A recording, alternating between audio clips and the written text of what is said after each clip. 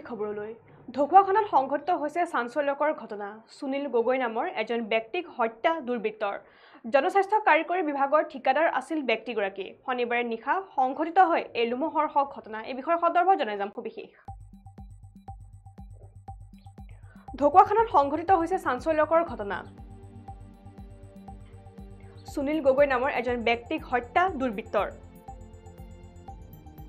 জনস্বাস্থ্য কাৰিকৰী বিভাগৰ ঠিকাদাৰ আছিল ব্যক্তিগৰাকী শনিবাৰে নিশা সংঘটিত হয় এই লোমহৰ্ষক ঘটনা ঘুষখোৰ অভিযন্তা জয়ন্ত গোস্বামী হত্যাকাণ্ডৰ লগত জড়িত থকাৰ সন্দেহ কিছুদিন পূৰ্বে দুৰ্নীতি নিবাৰক শাখাই গ্ৰেপ্তাৰ কৰিছিল অভিযন্তাগৰাকীক ঢকুৱাখানাৰ হাপতিয়া চেতিয়া গাঁৱত সংঘটিত হৈছে এই ঘটনা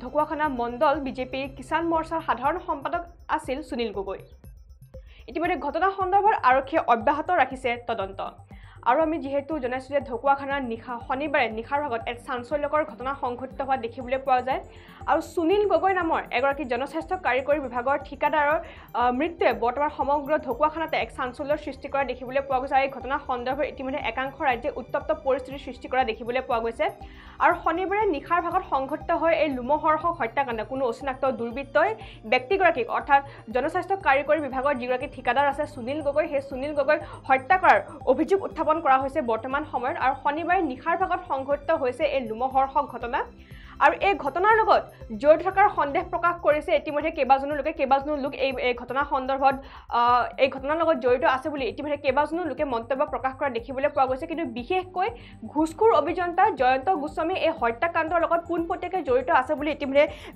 বিশেষকৈ সুনীল গগৈৰ যিগৰাকী পত্নী আছে সেই পত্নীগৰাকী স্পষ্টভাৱে সংবাদ মাধ্যমৰ আগত মত পোষণ কৰা দেখিবলৈ পোৱা গৈছে আৰু কিছুদিন পূৰ্বে হয়তো জয়ন্ত গোস্বামীৰ নামটো এই নাম হয়তো সকলোৰে মনত আছে যিহেতু কিছুদিন পূৰ্বে দুৰ্নীতি নিবাৰক শাখাই এইগৰাকী অভিযন্তাক হাতেলোতে কৰায়ত্ব কৰা দেখিবলৈ পোৱা গৈছিলে তেওঁ উৎকোচ লোৱা সময়ত হাতেলোতে দুৰ্নীতি নিবাৰক শাখাই তেওঁক কৰায়ত্ব কৰিবলৈ সক্ষম হৈছিলে আৰু তাৰ পিছতে এই অভিযন্তাগৰাকীৰ বিৰুদ্ধে ইতিমধ্যে আৰক্ষীয়ে তদন্ত অব্যাহত ৰখা দেখিবলৈ পোৱা গৈছে কিন্তু তাৰ পিছতে এই যি হত্যাকাণ্ড সংঘটিত হ'ল শনিবাৰে নিশাৰ ভাগত জনস্বাস্থ্য কাৰিকৰী বিভাগৰ যিগৰাকী ঠিকাদাৰ আছে সুনীল গগৈ সেই সুনীল গগৈৰ হত্যাকাণ্ড এতিয়া নতুন মূৰ সৃষ্টি কৰা দেখিবলৈ পোৱা গৈছে এই ঘটনা সন্দৰ্ভত নতুন মূৰ এটা সৃষ্টি কৰা দেখিবলৈ পোৱা গৈছে আৰু ঢকুৱাখানাৰ হাপতিয়া চেতিয়া গাঁৱত সংঘটিত হৈছে এই লোমহৰ্ষক ঘটনা শনিবাৰে নিশাৰ ভাগত ঢকুৱাখানাৰ হাপতিয়া চেতিয়া গাঁৱত এই লোমহৰ্ষক ঘটনা সংঘটিত হোৱা দেখিবলৈ পোৱা গৈছে আৰু জানিব পৰা মতে ঢকুৱাখানা মণ্ডল বিজেপিৰ কিষাণ মৰ্চাৰ সাধাৰণ সম্পাদক হিচাপেও নিয়োজিত আছিল সুনীল গগৈ ঢকুৱাখানাৰ যি মণ্ডল আছে সেই মণ্ডল বিজেপিৰ কিষাণ মৰ্চাৰ এগৰাকী সাধাৰণ সম্পাদক হিচাপেও তেওঁ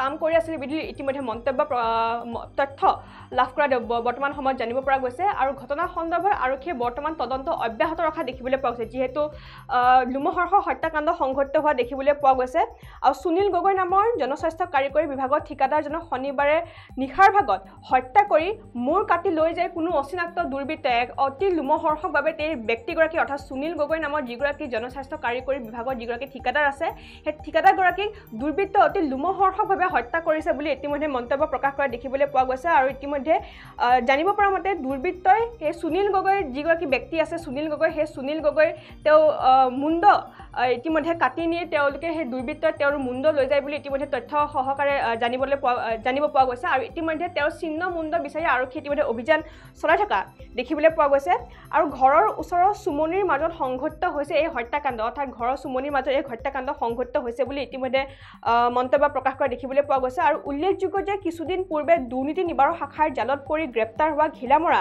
জনস্বাস্থ্য কাৰিকৰী বিভাগৰ ঘুষখোৰ অভিযন্তা জয়ন্ত গোস্বামী এই কাণ্ডৰ লগত জড়িত হৈ আছে বুলি ইতিমধ্যে তেওঁৰ পত্নী যিগৰাকী পত্নী আছে সুনীল গগৈ যিগৰাকী পত্নী আছে সেই পত্নীগৰাকীয়ে স্পষ্টভাৱে সংবাদ মাধ্যমৰ আগত মন্তব্য প্ৰকাশ কৰা দেখিবলৈ পোৱা গৈছে আৰু যিহেতু পত্নীগৰাকীয়ে সংবাদ মাধ্যমৰ আগত মন্তব্য কৰিছে যে তেওঁ ভয়ে আছিলে যিহেতু জয়ন্ত গোস্বামীৰ যি গ্ৰেপ্তাৰ আছিলে সেই গ্ৰেপ্তাৰৰ লগত জড়িত হৈ আছিলে এইগৰাকী সুনীল গগৈ আৰু সুনীল গগৈয়ে যিহেতু জয়ন্ত গোস্বামী ধৰা পেলাইছিলে আৰু তাৰ বাবে তেওঁ সদায় ভয়ৰ মাজত দিন কটাইছিল বুলি ইতিমধ্যে পত্নীগৰাকী মন্তব্য প্ৰকাশ কৰা দেখিবলৈ পোৱা গৈছে আৰু হয়তো এই জয়ন্ত গোস্বামীৰ মানুহে সুনীল গগৈ অতি নিৰ্মমভাৱে হত্যা কৰিছে বুলি ইতিমধ্যে সন্দেহ প্ৰকাশ কৰা হৈছে বৰ্তমান সময়ত আৰু এই বিষয়ৰ সন্দৰ্ভত তেওঁৰ পত্নীয়ে কি মন্তব্য প্ৰদান কৰিছে সেয়া আমি আপোনালোকলৈ আগবঢ়াইছো সুনীল গগৈ তেওঁ PSC কণ্ট্ৰেক্টৰ কৰিছিলে আৰু এতিয়া তেওঁ জয়ন্ত গোস্বামী নামৰ এজন মানুহ এজনক তেওঁ জালত পেলাইছিলে। তেওঁ গুৱাহাটীত আছিলে। আজি 29 তাৰিখৰ দিনা ঘৰ পাইছিলেহি। পুৱা দিনটো তেওঁ অকণমান ভয় আছে আৰু আমাৰ আগত সেইটো দেখুওৱা নাছিলে। আহিও সদায় গধূলি অকণমান তেওঁ ওলাই যায়। কালিও গধূলি লগে মোক কৈছে যে ভাতকেইটা সোনকালে বনোৱা। মই ভাতকেইটা সোনকালে বনাই আমি গোটেইখনে লগতে, ল'ৰাটোও কালি পাইছেহি, লগতে খাওঁ বুলি খাব লৈছোঁ।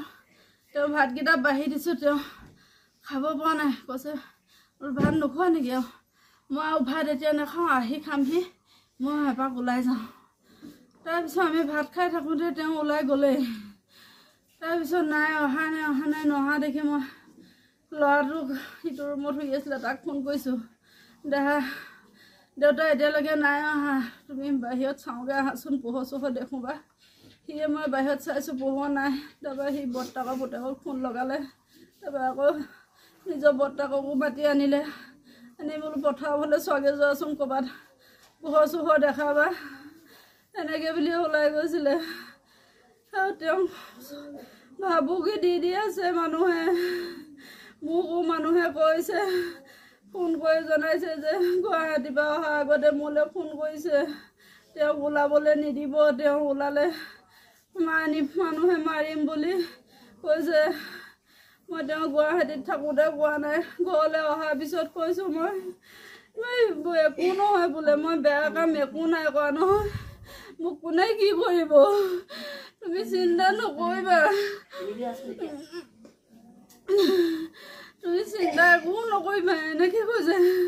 হ'লেও মোৰ মানুহজনৰ প্ৰতি অহাৰ পৰা মই চকু ৰাখি আছোঁ। তেওঁ যে মনত ভয় এটা আছে মই গম পাই আছোঁ, কিন্তু মোৰ পৰা তেওঁ সদায় লুকুৱাই আছে, মোৰ আগত ভয়টো দেখুওৱা নাই।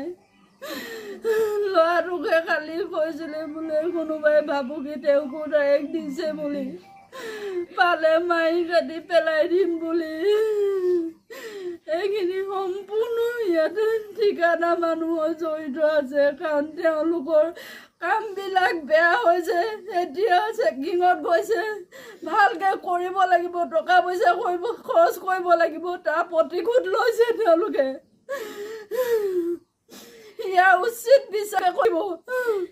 মই কিন্তু কেতিয়াও হাৰি নাযাওঁ, মই হাৰি যোৱা ভকত নহয়, এইটো আপোনালোকেও মনত ৰাখিব। পুলিচ আৰু সাংবাদিকে পইচা দিলে আজিকালি কিমান কেছ গাপ দিয়ে। মই কিন্তু মৰা আগমুহূৰ্তলৈকে মই তেওঁ ন্যায়টো মই উলিয়াইহে মৰিম। মোক ন্যায় বিচাৰ লাগিবই। মোক গেলামৰা যিজন এক্সিকিউটিভ ইঞ্জিনিয়াৰ জয়ন্ত গোস্বামীক তেওঁ যি ধৰাইছিলে, তেওঁ আৰু তেওঁ আণ্ডাৰত থকা যিবোৰ মানে কণ্ট্ৰেক্টৰ আছিলে, তেওঁলোকক কামত ইনস্পেকশ্যন বহুতে তেওঁলোকৰ যি কাম ভালকৈ ওলোৱা নাছিলে। কিছুমানে দেউতাই কালি মোক যোৱাৰ আগত কালি মই দেউতাৰ লগত কথা পাতিছিলোঁ। তেতিয়া দেউতাই মোক কালি যোৱাৰ আগত কৈ থৈ গৈছিলে যে যি এতিয়া মই দেউতাক সুধিছিলোঁ, এতিয়া তুমি হেৰিটো তেওঁক হেৰি কৰি থৈ আহিলা, ধৰাই থৈ আহিলা, এতিয়া তোমাৰ কিবা ভাবুকি আছে, কিবা ভয়, তোমাৰ কিবা ৰিস্ক আছে নেকি?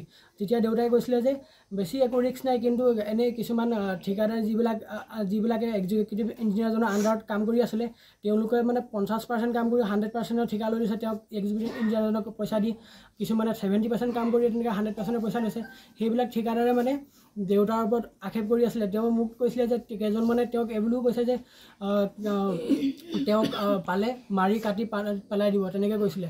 মই সেইবুলি শুনি মই ভয়ো খাইছিলোঁ সেইটো ওপৰত। পিছত মই দেউতাক কৈছোঁ কিবা ভয় কৰা কিবা কথা আছে জানো, এনেকৈ ইমান যেনেকুৱা কৈছে যে ভয় কৰা কথা আছে জানো। তেতিয়া দেউতাই কৈছে সিমান ভয় কৰিব কথা নাই, কাৰণ মই এতিয়া ঘৰত আছোঁ। কিন্তু তেওঁ ঘৰত থকাৰ পিছত তেওঁ ঘৰৰ ওচৰত আহি চুপাৰি দি তেওঁক হত্যা কৰাৰ উপৰিও আমি এতিয়ালৈকে মই গৈ পাইছোঁগৈ, তাত তেওঁ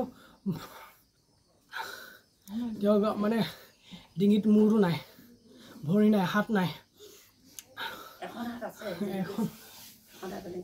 আৰু মই সিমান ভালকৈ চোৱা নাই। মই শৰটো দেখি মই অবাক হৈ গৈছোঁ, কাৰণ আগত পৰি থকা শৰটো মোৰ দেউতাৰ যিটো জ্বলি আছে।